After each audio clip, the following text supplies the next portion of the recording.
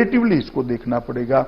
मैं आज आपको बताना चाहता हूं कि प्रति लाख आबादी भारत में 12.6 लोग कोरोना से प्रभावित है और विश्व की औसत राहुल जी 77.6 लोग हैं विश्व की औसत, इससे बहुत कम है। अमेरिका में प्रति लाख आबादी 542 लोग हैं, जर्मनी में प्रति लाख आबादी 217 लोग हैं और ब्राजील में प्रति लाख आबादी 195 लोग हैं। ये आंकड़े बताते हैं कहां 542 और कहां 1206, कहां 195, कहां 12.6, कहां 217, कहां 12.6। ये सारे विकसित देशों की तुलना में भी हम बहुत अच्छे से इसको कंटेन कर पाए हैं। ये वास्तविकता है और ये आंकड़े पूरे देश के पंडित स्वीकार करते हैं। देश में रिकवरी की दर 25 मार्च को 7.10% थी, अब रिकवरी की दर बढ़कर 42.7% हो गई। मैं कल के आंकड़े दे रहा हूं।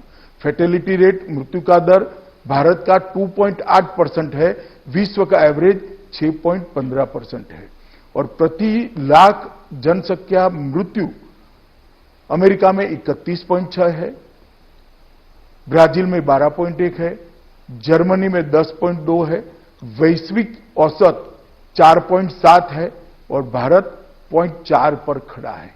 ये बताता है कि हमने कोरोना के खिलाफ बहुत अच्छे से लड़ाई लड़ी है और ये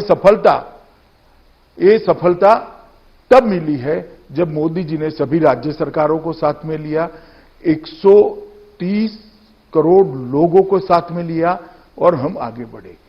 आप जब अनलॉक 1 की बात कर रहे हैं, मैं इतना ही कहना चाहता हूं कि अब सारे जिलों के अंदर स्वास्थ्य सुविधाएं ठीक ठाक कर ली गई है।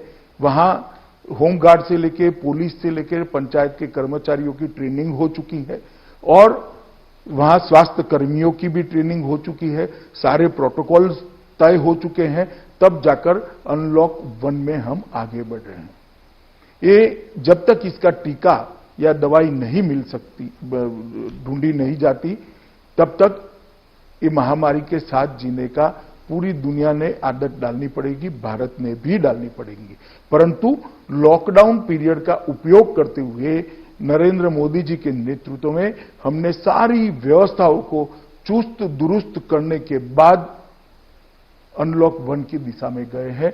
मुझे भरोसा है अनलॉक 1 के साथ मोदी जी ने जो आत्मनिर्भर भारत का नारा दिया है, इसके साथ भारत पोस्ट कोविड दुनिया के अंदर अपना स्थान और दैदीप्यमान जगह पर ले जाएगा, ऐसा मुझे पूरा भरोसा है।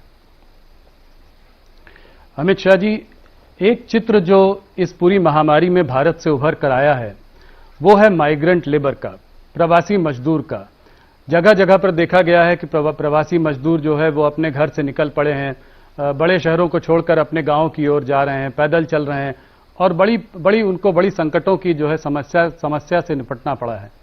क्या आपको लगता है कि सरकार ने जब ये लॉकडाउन अनाउंस किया था तो कुछ जल्दीबाजी कर दी? कुछ दिन अगर रुक जाते, थोड़ा माइग्रेंट लेबर की भी बात सोचते, उनको पहले गांव भेज देते और उसके बाद लॉकडाउन लगाते, तो क्या वो ज्यादा ठीक रहता?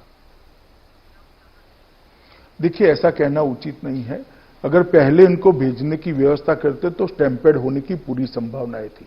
गांवों में अभी स्वास्थ्य सेवाएं तैयार भी नहीं हुई थी, राज्य भी उनको लेने के लिए तैयार नहीं हुए थे। उस वक्त हमारी क्वारंटाइन करने की व्यवस्था भी ठीक नहीं थी और टेस्टिंग व्यवस्था भी अभी बन रही थी हमारे देश की, और ये सारा 2 महीने के अंदर हमने तैयार किया। और मैं जहां तक प्रवासी मजदूरों का सवाल है, आपको कहना चाहता हूं, जिस दिन से लॉकडाउन आया, राज्य सरकारों ने कैंप लगाए हैं, उनकी भोजन की व्यवस्था करी है और केंद्र सरकार ने 11,000 करोड़ रुपया एसडीआरएफ फंड के तहत, एनडीआरएफ फंड के तहत राज्यों को दिया है, जिसके माध्यम से कलेक्टर एक कैंप लगाकर सभी प्रवासी मजदूरों को भोजन करा सकें।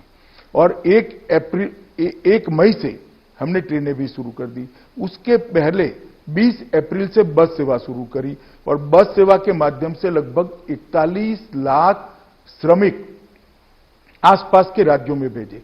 जैसे गुजरात से राजस्थान जाना है, महाराष्ट्र से गुजरात जाना है, आंध्र से तेलंगाना जाना है, तेलंगाना से केरल जाना है, कर्नाटक